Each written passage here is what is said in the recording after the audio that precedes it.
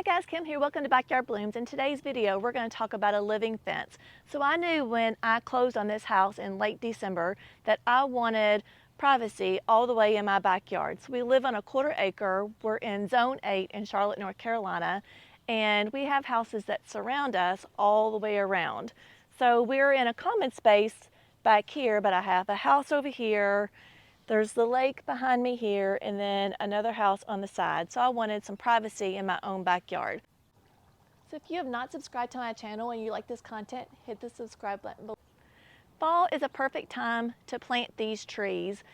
It gives time for these roots to be able to settle in and grow and get established before our next heat wave in the summer. Because if you plant these in May or June, they may go in shock and they're going to struggle just a little bit more than they are now. So I hope to inspire you. I hope to get you wanting to get out and plant, and I hope to give you some knowledge about some of these trees that I have planted in my own backyard. So behind me is an Emerald Green Arborvitae, and when I first started planting, I sketched out my gardens right here, as you can see. And I have, when I planted them, and I have each tree, so I can remember like how tall they're going to get and how wide, and when I'm supposed to fertilize them and when I'm supposed to fertilize them with. So this little sketch helps me out a lot. So I encourage you, whenever you plant, to put the year that you planted and put the name of the plant and what zone it is, and if it takes full sun, and whatever you need to know about that plant, so you'll have some easy way to go back and have a record of all that. So behind me is the Emerald Green Arborvitae, and they could get 15 feet tall. So I am 5'6", and you can see the tallest one is probably right behind me. So I'm going to say that that might be 7.5 feet tall right now. So it can double that size in height, and in the width it's going to get 4 feet wide. So when I fertilize these in the spring, I'm going to fertilize these with plant tone from Espoma. So these Emerald Green Arborvitaes are a perfect choice if you don't want something that's too tall, because 15 feet is a perfect height. So I have 7 on this side, and then it's split with a magnolia tree, and then 7 on the other side. So they're going to give me a great privacy, and it breaks my heart when I see a whole row of these Arborvitaes and then someone shows a picture and they're all completely dead, and they're like, what can I do to get these back? Well, they're already gone. So I do fertilize these at least once a year. I do have them on drip so they get a consistent watering throughout the year, and as maybe the next several years go by, I might not need drip, but anyways, I do have some hydrangeas in front of them and they need drip as well. So they're going to pull all that water from these Arborvitaes. But I do love them. I think they're a perfect height. I think they're a perfect width. I like the fluffiness of these trees, but they are hard to get going. And don't make the mistake that I made when we dug the hole for these trees. We didn't dig deep enough, and then we took all that clay soil out and put some potting soil in there, and that was a big mistake. I don't know who gave us that advice, but somebody gave us that advice. Do never do that, because you're going to lose all your trees. So when I did plant those that way, I lost most of them from root rot, even though that they needed a lot of water to get started. But learn from me, don't do that. So when you dig your hole twice as big as the pot that you get, and then you want to amend it with a little bit of compost. So maybe I throw 2 to 3 handfuls of compost in there, some biotone, and then leave about 1/2 inch to 2 inches above the ground level, and you want to mound it like this. So the water will drain away from the plant. So take my advice and don't do what I did, and save you some money. But anyways, those are the Emerald Green Arborvitaes, and I'll do a little clip of the whole side of the garden here. So the second tree that I'm going to talk about is directly behind me. This is called the Little Gem Magnolia tree. So I like this tree because it has gorgeous white blooms. It brings a different texture and movement into the garden. They have a brown undertone to the leaves, which gives it a different dimension, and I like that. And I like that this tree gets a little bit taller, but still is going to let some light through. So this one will get 15 to 20 feet tall and approximately 10 feet wide. So you can mass plant this as well. You don't have to have this as a single plant. If you want to do a whole row of 70 feet of these Little Gem Magnolias, you can do that, and that would be absolutely gorgeous as well. So the third tree that I'm going to talk about in my living fence is called the Nellie Stevens. So this is the Nellie Stevens right here. You would normally see this in a spherical type shape, but I prune them up to be into a lollipop shape because I like this form. So keep in mind, if you want something different, you can do that by pruning those up. And I'll show you.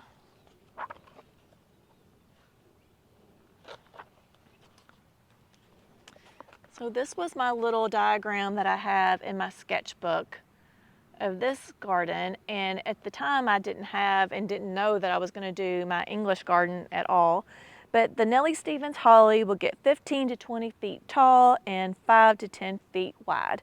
And when I fertilize these in the spring, I use Hollytone from Espoma because the hollies like a little bit more acidic, and I believe that Espoma has some more acidic in that, so that's what I fertilize these Nellie Stevens with. So these Nellie Stevens will be great as a whole entire hedge, and they grow really well here in Charlotte, North Carolina, Zone 8, so even probably more than the Emerald Green Arborvitaes, but I didn't really want just one certain tree that surrounded my whole entire backyard. I wanted something different, and I'm glad that I made that choice. However, it is just really hard to get these Emerald Green Arborvitaes going, but once you get them going, they're great. But these would be a great choice to do a whole entire garden. Like if you wanted to do a whole row of these Nellie Stevens, that would be a great choice as well. The fourth tree that I'm going to talk about that's in my living fence is the tree right behind me, and this is called a Yoshio Cherry tree. So this tree gives me my spring interest.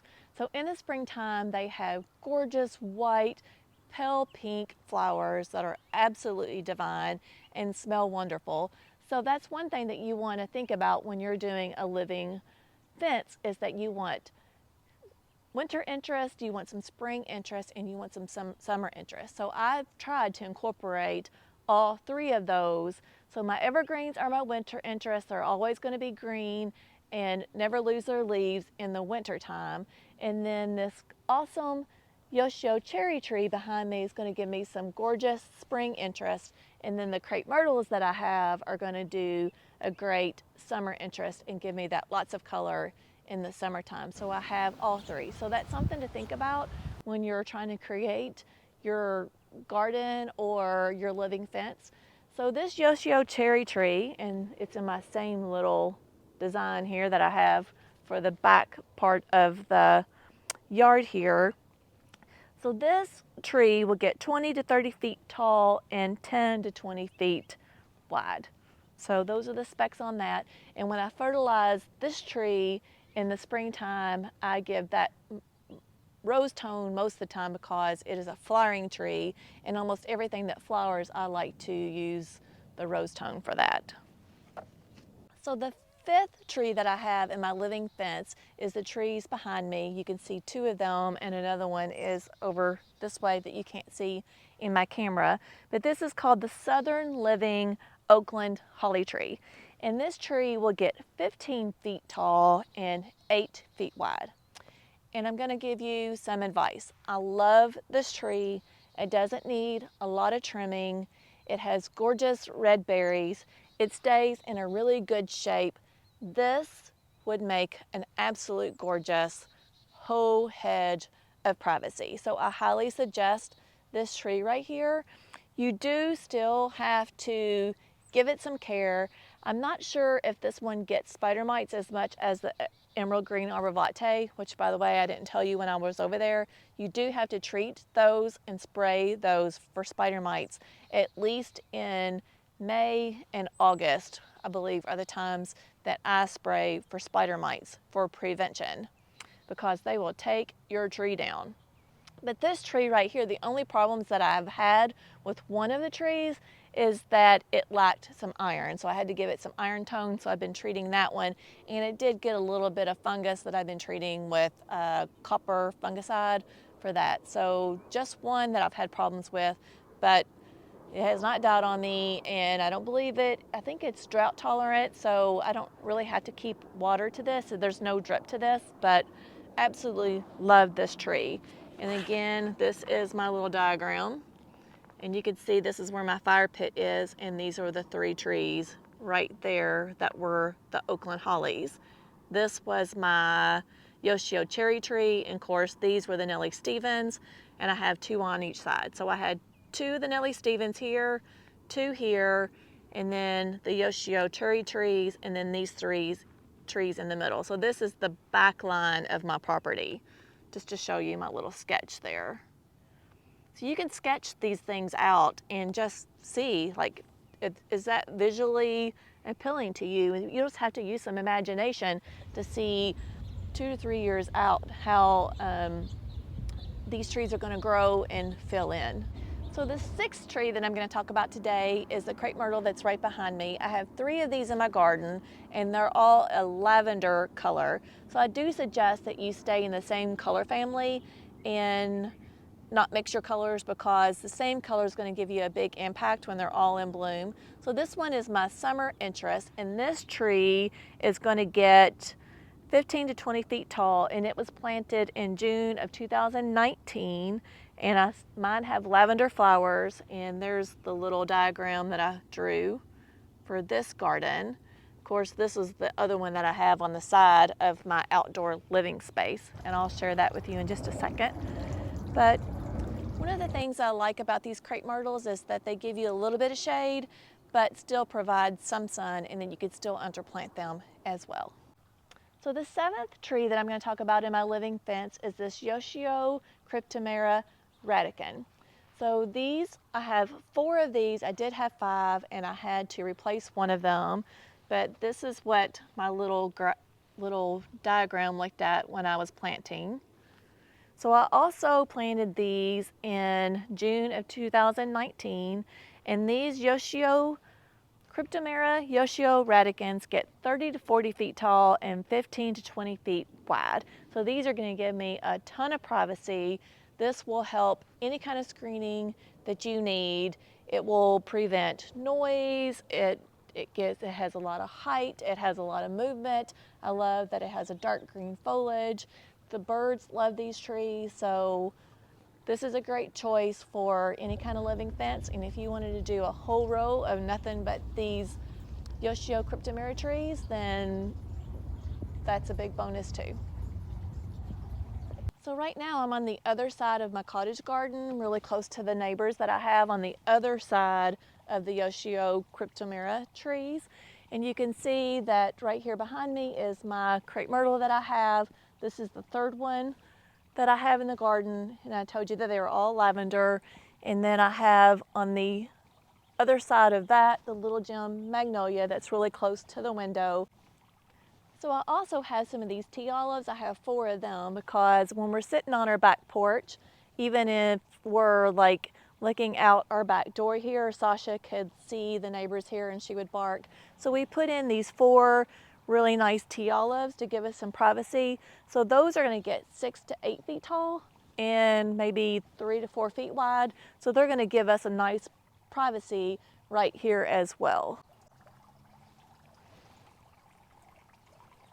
So here's a close-up of these tea olives, and look how beautiful these little blooms are, and they smell divine.